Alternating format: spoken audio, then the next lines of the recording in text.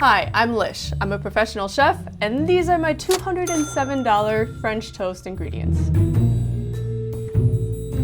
Hello, I'm Emily. I'm a home cook, and these are my $16 French toast ingredients. Till next time. Oh, okay. Bye-bye. Wonder bread. Oh, the possibilities. Hey, there's already bread. There's already bread. The French toast I was gonna make was gonna be epic. A dark chocolate French toast, topped with warm bananas Foster, a little mascarpone whipped cream, and a showering of homemade fouilletine. Hey, rum. I'm gonna get drunk today.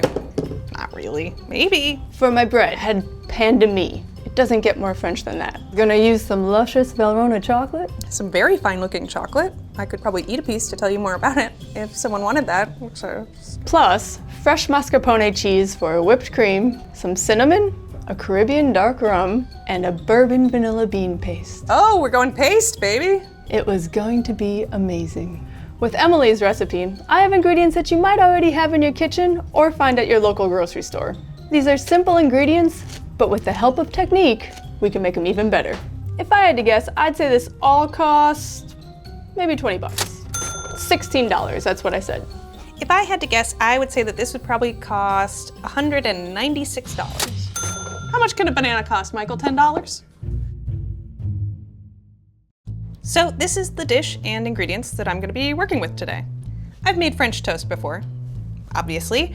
I think this is gonna be a little bit of a challenge, but I think I've got this. The overarching theme for Emily's dish is make sure that the ingredients are at room temperature. They just incorporate easier and they come together in a beautiful marriage if they're all at the same temperature. Fouilletine. Fouilletine. Do you know what that is? Nope. Fouilletine is kind of like cornflakes. It's the crispy bits that are gonna shower her French toast for texture and delight, really. All right, this toast isn't gonna French itself. Let's get out of here. First thing I'm gonna do is attempt to make my fouilletine. Fouilletine. Emily's going to use only the egg white for this. Then you're gonna weigh out all of your other ingredients. Flour, butter, confectioner's sugar. Like this one. Ow. That's the second time you've done that to me. You want those all to be the same weight as the egg white. And quarter teaspoon of vanilla paste. More of a vanilla goop than a paste, really. And it smells super vanilla-y and a little bourbony. All right, now I'm going to pull all my ingredients together to make my fouilletine. I'm gonna whisk it all. I'm a real whisk taker. Okay. You start to whip your egg white until it's a little bit light and fluffy. You add in some of your confectioner's sugar and bring that all together until not quite soft peaks. I guess I'm looking for light and fluffy, which means that I might be at this for a minute or three. It's certainly better than it was. To add my melted but now room temperature butter and my vanilla, a heavy pinch of salt, and flour. You don't want any streaks of flour in this, but you also don't want to overdevelop the gluten. Now this is the fussy part. You want it as thin as possible. Basically making like a crepe here, thin and papery or leafy. Well, you should see through the batter onto the silpat. I'm gonna bake this at 325 for about 10 minutes or until it looks brown but not burnt. All right, 10 minutes later, it looks probably like it's supposed to. My understanding is I need to break this up so it's sort of like cornflakey. Very delicate. Oh, there we go. It tastes like cake batter made crunchy and thin. It's good. I'm gonna do that a bunch more times, but I would say my fouilletine is done and delicious. Emily was gonna make a classic French toast topped with berries and maple syrup. I am just gonna have so much fun with these ingredients and go balls to the wall. We're gonna top it with a nice berry compote that's gonna bring some acid and brightness to the dish. Compote is just a cooked fruit mixture that kind of macerates and gets coated in sugars and all the goodness comes out. Add about 2 tablespoons of pure maple syrup and then a pinch of salt. Bring it to a simmer, cook it over medium heat for about 8 minutes-ish. The strawberries are so big compared to the blackberries and the blueberries, so you just break everything up. Remove this from the heat. It's gonna continue to thicken as it cools. We're just gonna let this cool to room temperature, and it's gonna be delightful on the French toast. The next thing I need to do is make my mascarpone whipped creams. I was thinking in my head, what's gonna be like the tangy element here? And the answer is cheese. Whatever the question is, the answer is cheese. I need a 1/4 cup of my mascarpone. You will level off. There we go. Heavy cream. All of my sugar. Hefty pinch of salt. And more of my vanilla bean paste. So really you're getting vanilla bean paste all throughout this, because this stuff is money.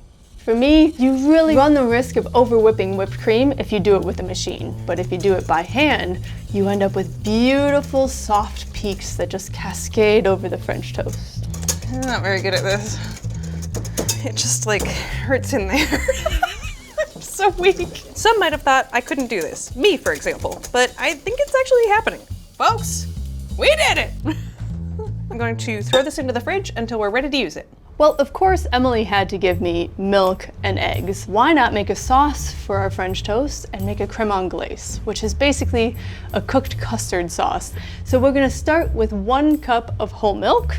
The fat gives it a beautiful texture. It stops it from separating. It plays nicely with the egg yolks. While that goes, I have 4 large egg yolks here. They're at room temperature, so it's gonna be easy to incorporate. Add a 1/3 cup of granulated sugar. Now whisk this up. You want this to get light, pale, and a little fluffy to transform into this pale loveliness. I mean, don't you just want to drink that as it is? About a 1/2 teaspoon of ground cinnamon and kosher salt. All right, let's see how our milk is doing. You can see the steam coming up. We don't want it to come to a simmer. We're just gonna whisk that in. We can add it a little bit faster. Voila! We're gonna place that back over medium heat and add this whole mixture back into the pan. You want this to be a rich, creamy custard. If it seems like it's thickening a little too fast, just take it off for a minute, stir it around. So you can see here, it now holds its shape, coating the spatula. We'll strain it into an ice bath. We don't want the egg yolk to continue to cook because then I get scrambled eggs. I mean, that's velvety, it's sweet, there's a little extra vanilla extract. I really hope that Emily is enjoying using the vanilla bean paste, but I feel quite comfortable with the extract. All right, it's time to foster some bananas, which means I'm gonna set some stuff on fire. I'm going to be very careful, and I'm gonna be probably fine. I decided to include bananas foster in this recipe. In this case, it's going to act as the syrup. A melange of melted butter, brown sugar, rum, and bananas. I mean, it can't be bad, can it? And I've got my sugar. I'm just gonna dump it in. So this is just cooking over like a medium-high heat. Eventually, it should be caramel sauce. You know it when you see it, probably. As soon as that comes together and forms a nice caramel, she's gonna add the rum. Aside from being theatrical and getting all the oohs and ahs, it adds a little caramel flavor. It adds the leathery smokiness. It adds more than just sweet. 4 tablespoons of rum, ready to ride. I'm going to get ready to flambe. So everyone pray for me. Step away, add your rum. Ooh, that scared me. And then return your pan to the open heat. When the flame hits that rum, it goes up in smoke. Oh, there we go. Oh, okay. Was I supposed to put the bananas in? Hey, I flambéed. I'm not terrified, how are you? Add a 1/4 teaspoon of this cinnamon, nice big amount of salt, bananas. See how I'm doing that away from me so I don't get splashed with the very hot sugar liquid. Woo, okay. It smells really good, I think. Caramely, buttery, rummy. Bananas Foster, everybody. Wow. Well, Emily was nice enough to give me granulated sugar. I want a little something special at the end for my French toast. You can take granulated sugar and puree the heck out of it, and you'll end up with powdered sugar. I've always called it 10x because it's 10 times refined. It's like a snowfall. And if by magic we have powdered sugar, or confectioner's sugar, or 10x, whatever you want to call it, it's gonna go great on our French toast. Woo, that's actually hot. What I have here is this very lovely loaf of bread that Chef Lish sent my way. So now I need to slice it up, and then I'm gonna toast it. For her bread, Emily is going to be using pain de mie, which is basically a fancy way of saying sandwich bread. It has a dense, tender crumb that is perfect for French toast. Oh, I'm gonna go like a little less than an inch, 3/4 of an inch. Why does that one seem smaller than the first one? Well, I mean, I measured it. We all saw me measure it, right? The worst case scenario is that I'm horribly wrong. I'm putting these in at 350 degrees for 5 minutes just to dry them out. Definitely doesn't look much like the Wonder Bread that I sent her way. Sorry. I'm gonna take this lovely squishy white bread and turn it into a souffle. Yeah, and it's good. I am going to cut into 3/4 inch-ish pieces. Normally a souffle uses either a pastry cream or a bechamel as the binder. We are gonna get that same effect from egg yolks and breadcrumbs. I'm gonna pop this in the oven, 400 degrees for about 5 minutes just to dry it out. So my bread cubes are toasted and you can see they have just a little whisper of color on them, which is great. I'm just gonna let them cool a little bit before I crunch them up and put them in our custard. My bread is toasted out of the oven and cooling, and I'm ready to make my chocolate custard. So the first thing I need to do is melt my chocolate. I have a double boiler going. What I want is for this to be mostly but not entirely melted, and then I'll let the residual heat finish the job. Because I don't want to F up this chocolate. We're using 70% Valrhona dark chocolate because it gives the most oomph to this dish. You really taste the chocolate. It comes through in the custard and it's delightful. Crack my 6 room temperature eggs. What makes a blue egg? A sad chicken. I'll whisk these eggs up a little bit, add in my half and half. Also room temperature because everything is room temperature because that's what Chef Lish said. And my salt and my vanilla. Cheap French toast? You're not gonna use this. Expensive French toast? You're gonna use this. If once the chocolate is fully melted, when it's still pourable, you want to add it to your custard, whisking constantly as you do so. I don't know what this is supposed to look like, so I don't know if it looks right, you know? What I don't want to do is cook the egg, that's for sure. Bing, bang, boom, chocolate custard. Let's dip some toast in it. You want to let the bread soak for about 10 minutes per side and give you little ribbons of custard that actually drip through the bread. Soak up as much as you can, okay, little buddy? I'm going to get started on the base of my souffle. You add 6 egg yolks. Look how plump and fluffy they are, huh? Whisk in about a cup of milk, 1/4 teaspoon of salt, and then 2 teaspoons of vanilla extract. And now, these dried bread cubes, we are just going to crunch in there. This is great for channeling your inner rage.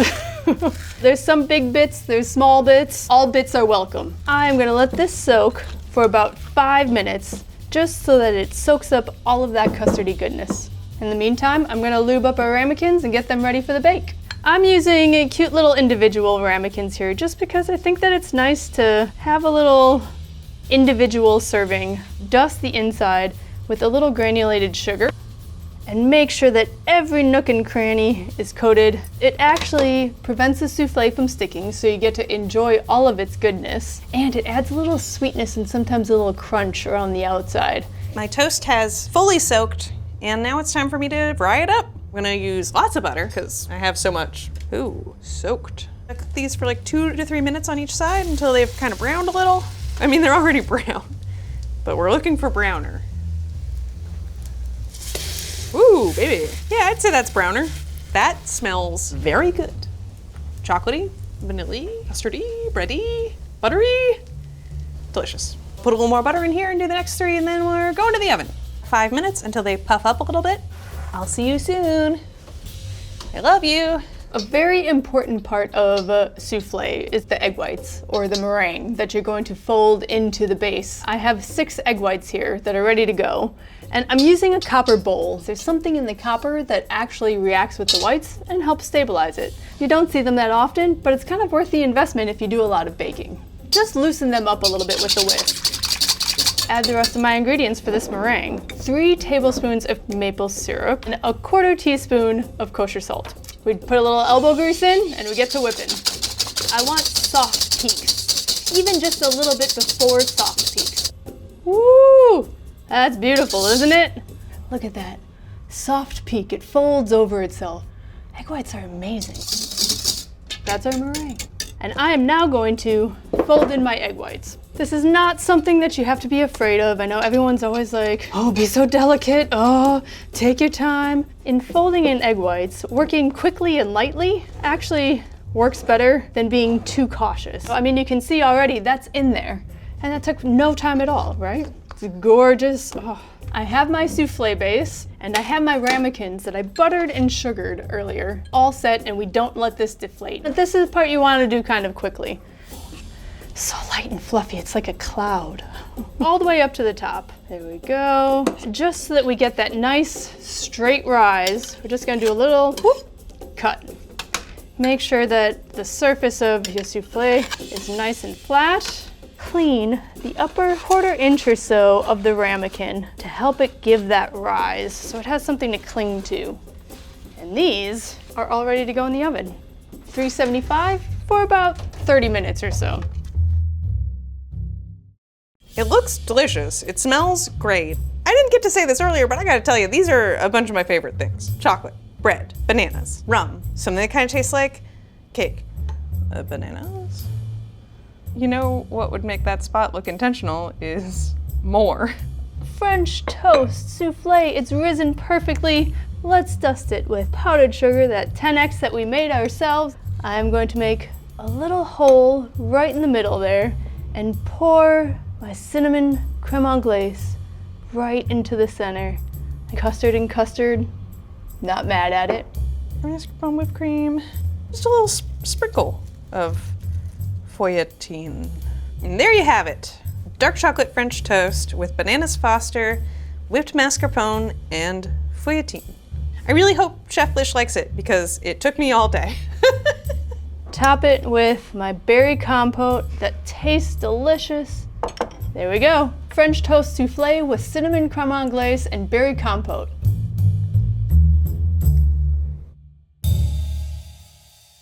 Hey! Hello, so nice to meet you. Nice to meet you. A pleasure. Yeah. How'd it go? Pretty good, I think. Hopefully, maybe. I'm excited. I'm excited too. Ooh. Beautiful. Oh, really? Stunning. No, look at this. Is this a souffle? It is a souffle. You salty dog. Your bananas Foster is perfect. Does it look good? It does. It looks great. Okay, talk me through what I'm looking at here. There's a little cinnamon creme anglaise. What? And your berries are turned into a berry maple compote. Oh, okay. Captain Fancy over here.